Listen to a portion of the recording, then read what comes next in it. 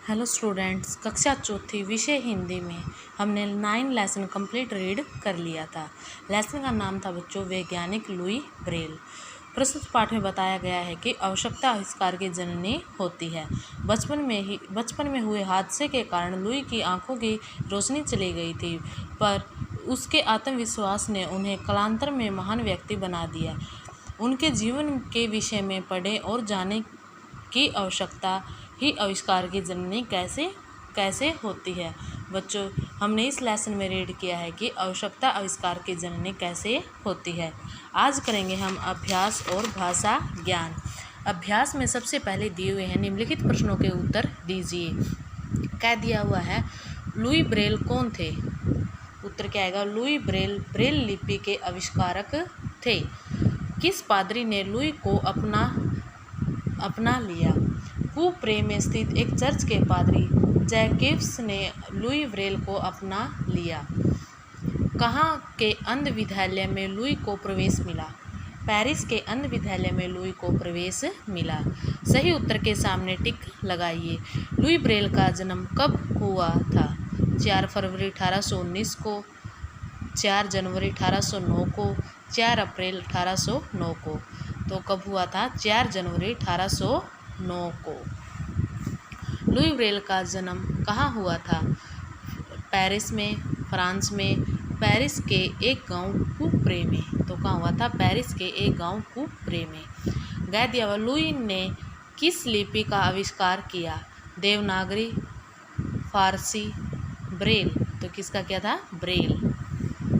कह दिया हुआ, लुई ब्रेल ने अपनी लिपि का कब प्रकाशित की? लुई ब्रेल ने अपनी लिपि को कब प्रकाशित किया था?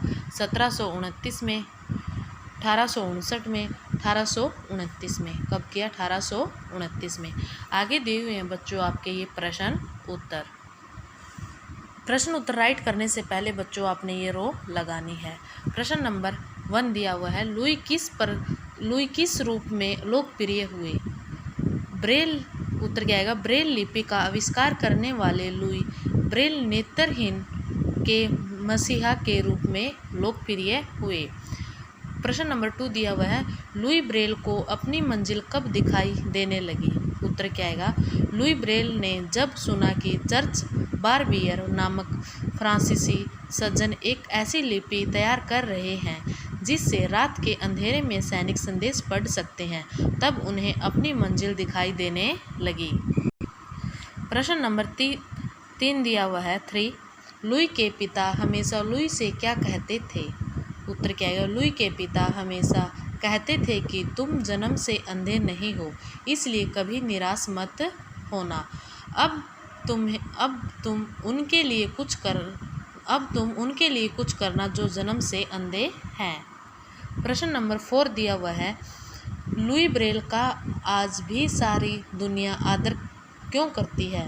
लुई ब्रेल का आज भी सारी दुनिया आदर क्यों करती है? उत्तर क्या आएगा? लुई ब्रेल ने नेत्रहीनों के लिए ब्रेल लिपि का आविष्कार किया, इस कारण आज भी सारी दुनिया उनका आदर करती है।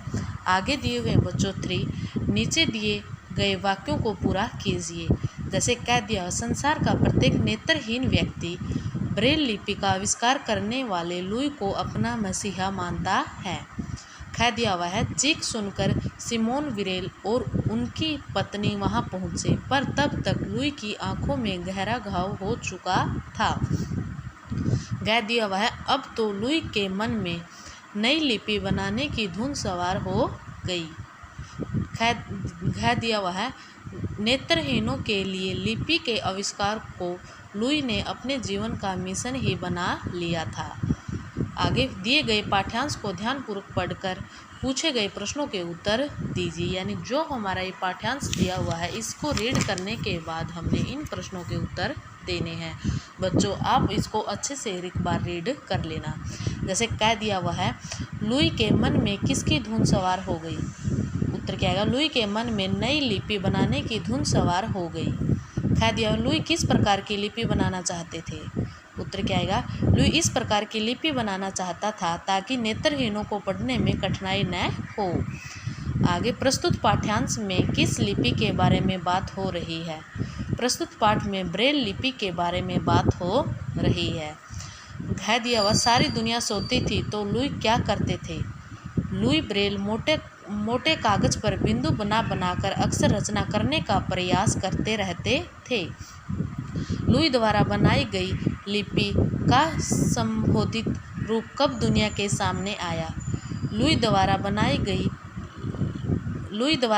बनाई लिपि का संबोधित रूप लगभग 1837 ईस्वी में दुनिया के सामने आया। आगे दी हुई बच्चों भाषा ज्ञान 1 दिया हुआ है, जो शब्द किसी काम के होने या किसी वस्तु की स्थिति की जानकारी दे वह क्रिया है। नीचे दिए गए वाक्यों में से संज्ञा और क्रिया शब्द छांटकर लिखिए, यानी जो हमारे ये वाक्य दिए हुए इनमें से हमने क्रिया और संज्ञा अलग छांटकर लिखनी है। संज्ञा यहाँ पे, क्रिया यहाँ पे। जैसे लुई ने ब्रेल लिपि का आविष्कार किया, तो यहाँ पे लुई ब्रेल लिपि आविष्कार क्या है, संज्ञा, और क्रिया क्या है, किया। कह दिया लुई के पिता गरीब थे। लुई पिता गरीब क्या है बच्चों, संज्ञा। थे क्या है, क्रिया। वर्कशॉप, वे एक वर्कशॉप चलाते थे। वर्कशॉप क्या है बच्चों, संज्ञा। चलाते थे, क्रिया। लुई चमड़े में छेद करने लगा।